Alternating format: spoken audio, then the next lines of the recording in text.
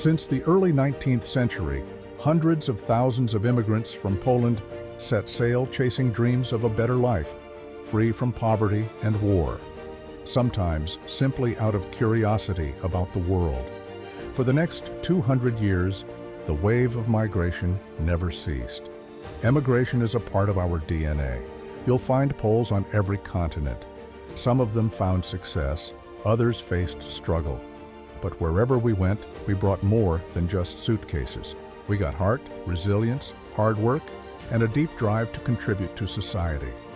From small towns to big cities, Polish immigrants have left their mark. Join us as we explore the stories of Polish immigrants who changed their lives and the lives of the places they came to.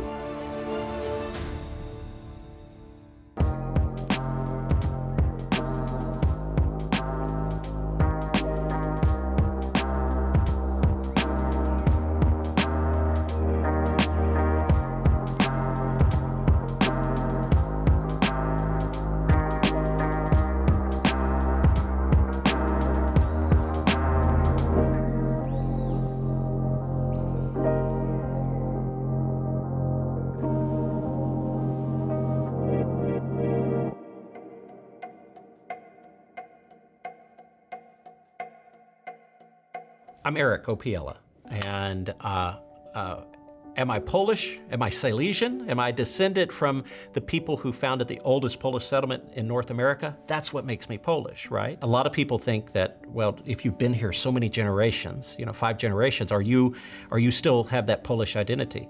Is my language, my Polish language, as good as someone who just recently immigrated? No, but do I cherish that history, the suffering of the people who are my ancestors to come here?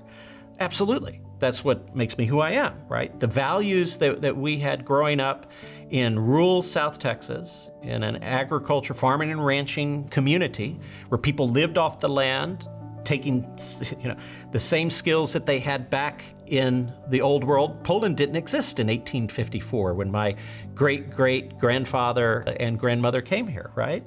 On both sides, but they were all farmers, and they continued that tradition of farming to make a living on the scrub plains of South Texas, going from a land where you got close to 100 inches of rain over a year to less than 20, and surviving through a civil war as soon as they got here. They left the Napoleonic War between Prussia and Napoleon. All of those things, all of that history made me who I am and was passed down through my parents to myself. My father's first language was Polish. He grew up in the parochial school in Santa Maria, Texas, the oldest Polish school in America, taught by the nuns in Polish. It wasn't until he went to the public school that he learned English.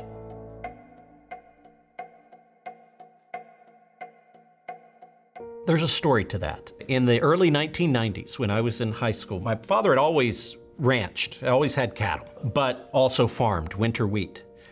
We had a hailstorm that destroyed the entire crop of 2,000 acres of winter wheat in 1994. And in one night, we lost $40,000 to $50,000, right?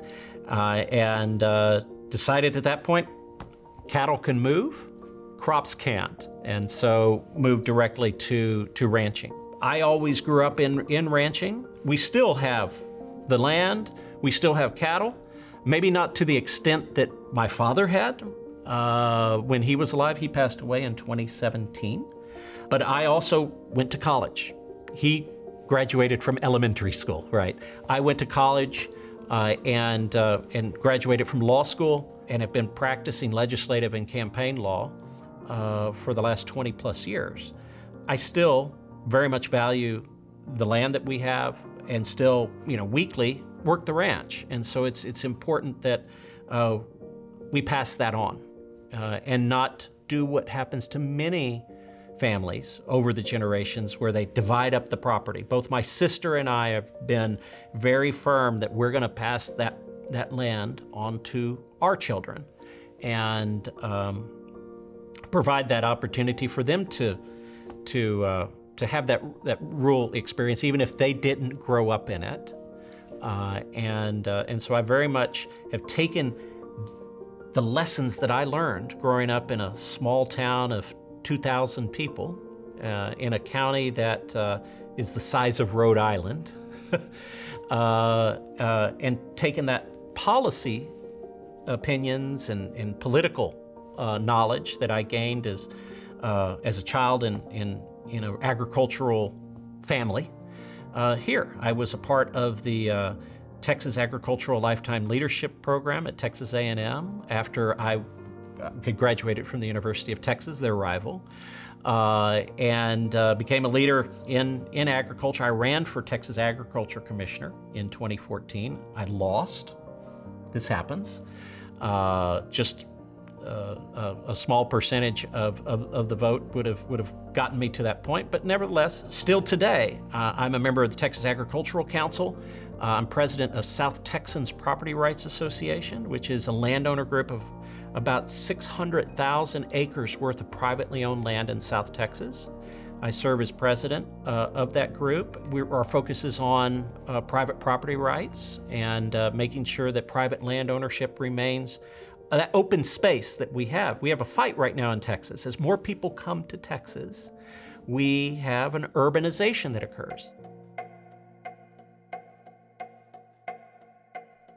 So I kind of fell into it. So I originally had always wanted to focus on private property rights. I had done an internship in Washington, D.C. for Defenders of Property Rights. It's a nonprofit that represents landowners against government intrusion into private property rights. We have the United States Court of Federal Claims, where people who are aggrieved by the government taking their land can get monetary compensation under the Fifth Amendment to the United States Constitution that says that private property should not be taken for public use without just compensation.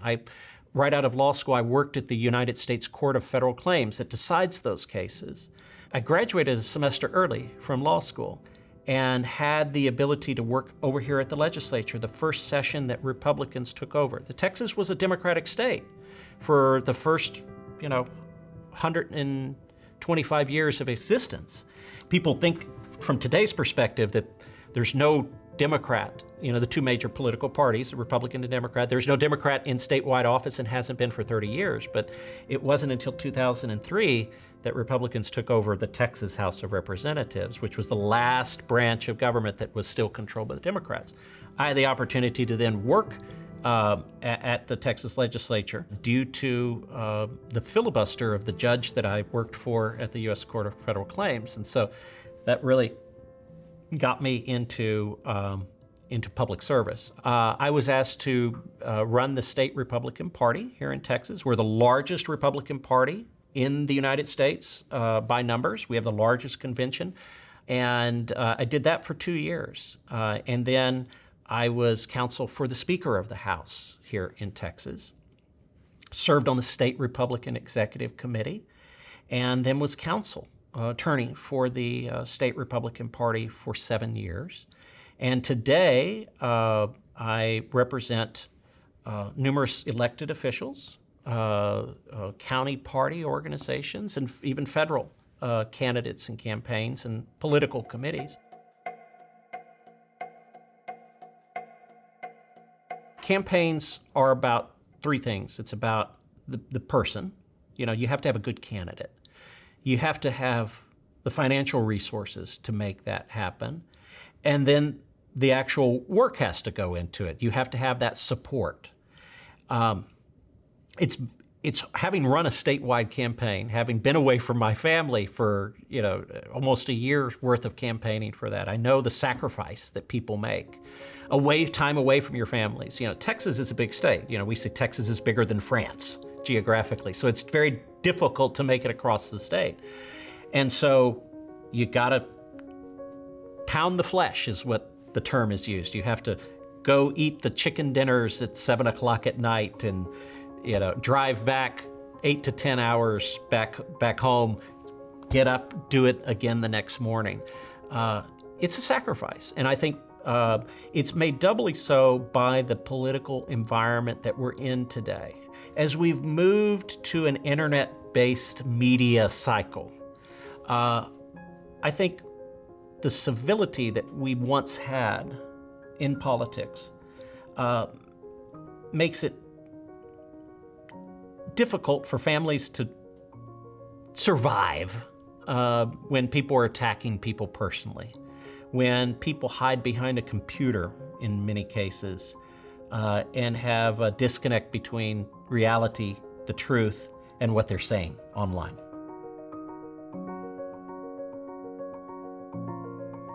In Texas, the Republican Party really didn't exist to a large extent in statewide offices before the 1980s and 1990s. Okay, and so my grandfather was a county commissioner. That's part of the governing body of the county government. From 1948, got elected in the same election as Lyndon Johnson in the Democratic primary in 1948. Just 2 counties north of Box 13, the famous election there. So I grew up in a family that was always conservative, but Democrat. And as conservative Democrats left the Republican Party, by the time that I was able to vote, I voted for Republicans. As a new voter, when I turned 18, I voted for the Republican candidates. And so, because that's where the conservatives were, I took those rural values, the values of independence, liberty, hard work, and not relying on others, but relying on yourself and your family and your ability to succeed. Those are our core conservative values, where government isn't the keeper of you, right? But that government is only performing those essential functions necessary for society. The public defense, fire, police, medical, those sorts of just core functions and nothing else, hopefully. That's what my beliefs are, and it's consistent with the Republican Party.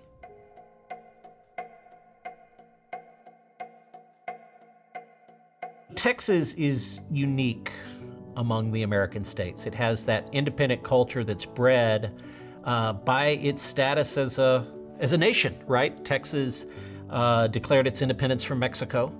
But the people even came before that. The people came and immigrated to Texas, just like, my family, to have a better life, right?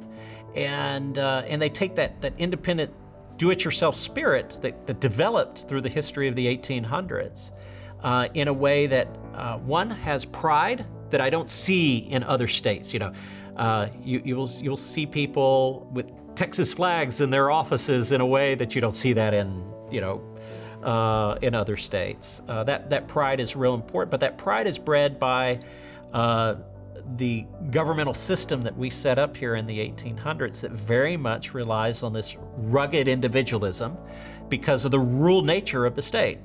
Now, as we became more of an urban state, you're losing some of that.